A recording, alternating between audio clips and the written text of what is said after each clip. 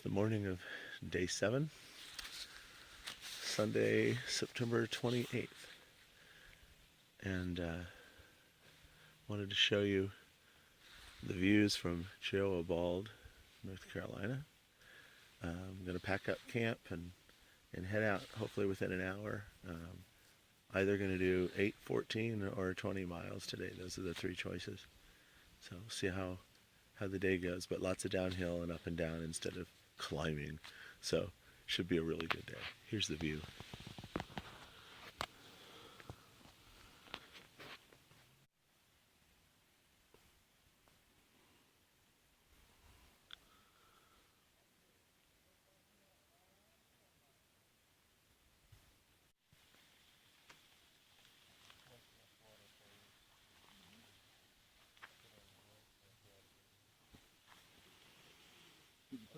Did you put the right amount of water in it too much? Is that what happens with them?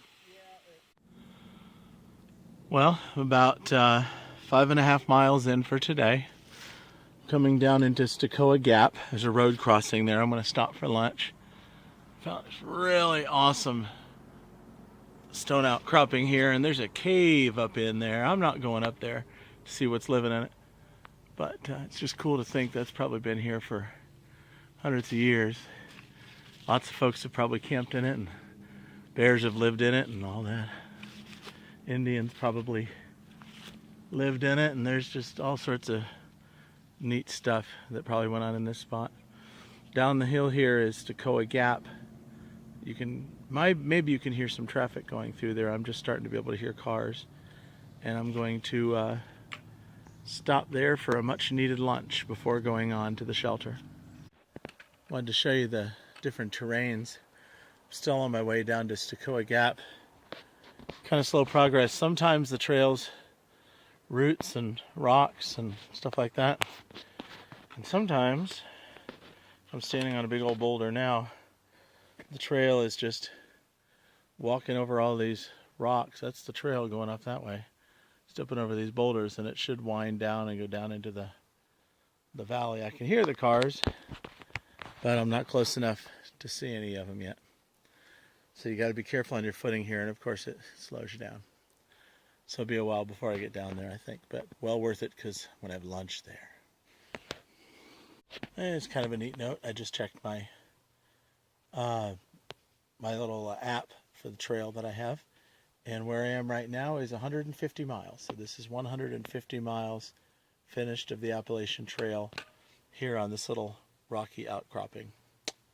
So only 2,030 whatever something miles to go.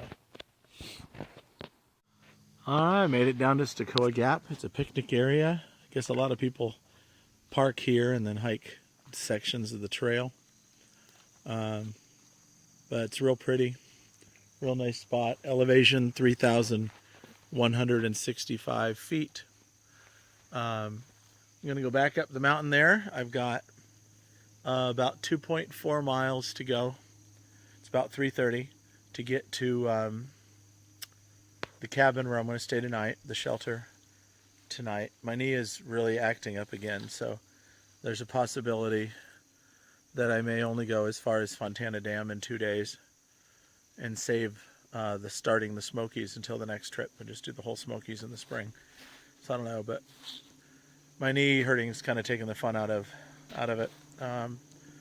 So I might change plans and just end in Fontana in a couple of days. But anyway, back on the trail for today.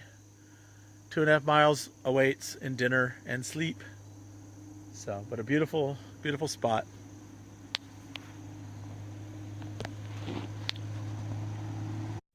It is always a nice part of the day, and you arrive at a sign that tells you that your shelter is just 0.1 mile. This is the Brown Fork Gap Shelter, and that's where I'm going to stop for the night. It's about 6 o'clock. There's supposed to be a rainstorm coming in tonight, so I'm going to use the shelter instead of my tent, eat, get a good night's sleep, hit the trail in the morning. Let's go see what that shelter looks like. I've arrived down here to the shelter. There is no one else here, and a couple guys that I've been leapfrogging with, hiking with, they just left. They're going to go down to a tent camping spot and stay there tonight. It's 6:20, which means I've got about an hour of light, and it's all downhill.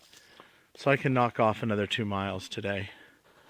So that's what I'm going to do. I'm going to go ahead and head downhill. I'm not crazy about staying in the shelters alone, especially when there's not a lot of traffic on the trail.